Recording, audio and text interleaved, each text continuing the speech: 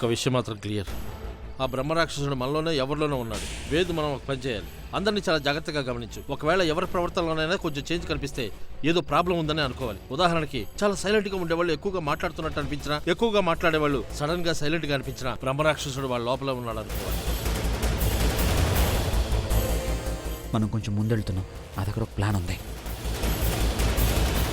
Uncle, మీ లోపల బ్రహ్మ రాక్షసుడు definite గా లేడు. ఎందుకు? నేను నా జాకెట్ మీద చాలా కమలాలు పెట్టుకున్నాననే. లేదు అంకుల్, ఎందుకంటే మీరు ప్రతిరోజులాగే చాలా ఎక్కువ మాట్లాడుతున్నారు. అవునమ్మా, నువ్వు చెప్పింది కూడా నిజమే.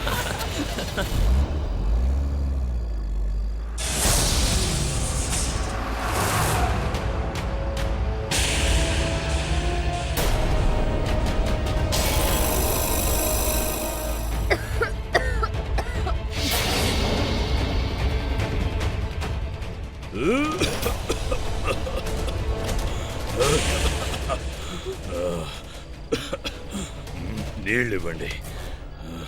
అత్తయ్య గారు, మావయ్య గారికి సడన్ గా ఏమైంది? ఒకవేళ బ్రహ్మరాక్షసుడు. డాడ్, నీకు మావయ్య బ్రహ్మరాక్షసుడు కాదు. మంత్రులేవో. నీకేమైనా పిచ్చా? ఇంతసేపటి నుంచి ఈ విషయం చెప్పడానికి ప్రయత్నిస్తున్నావా? మంచినీళ్ళేవో. ఇదిగోండి, మంచినీళ్ళు తాగండి. తీసుకోండి.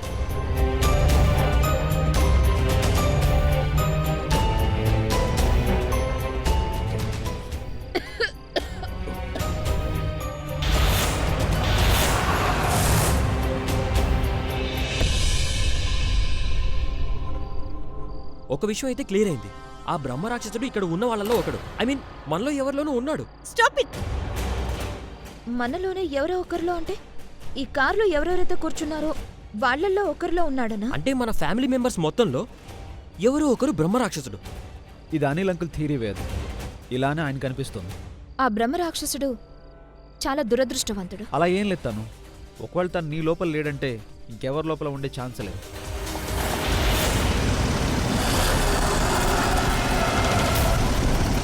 కార్ సడన్ గా ఆగిపోయిందంటే బ్రహ్మ రాక్షసుడు రాలేదు కదా?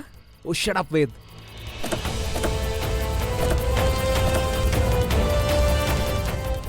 ఏమైంది?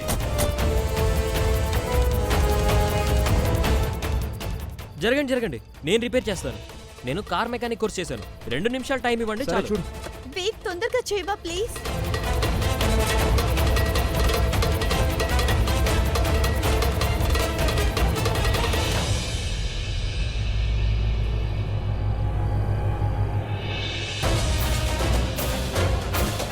ఖచ్చితంగా ఈ కారును ఆ బ్రహ్మరాక్షసుడే పాడు చేసి ఉంటాడు. ఖచ్చితంగా ఈ కార్కి తనకి ఏదో కనెక్షన్ ఉంది. నేను చెప్తున్నాను కదా, బ్రహ్మరాక్షసుడు వస్తున్నానని మనకు సంకేతం ఇచ్చాడు.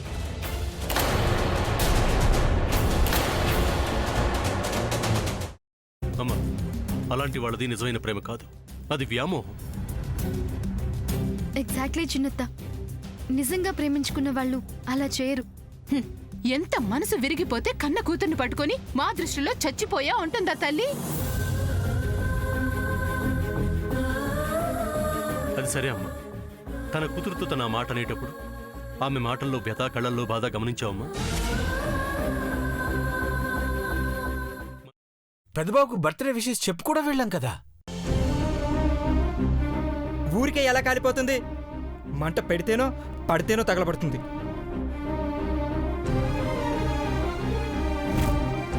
కరెక్ట్ చిన్నబాబు, నీకొచ్చినట్టే నాకు డౌట్ వచ్చింది.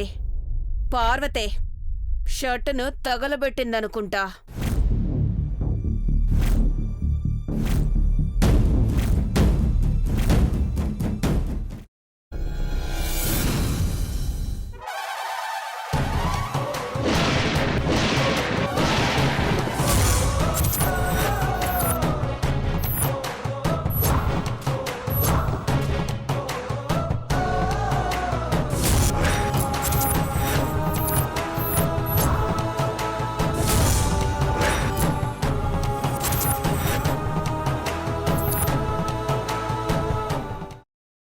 తర్వాత పొట్టు తీసేసి చాప్ చేసి పక్కన పెట్టుకోవాలి.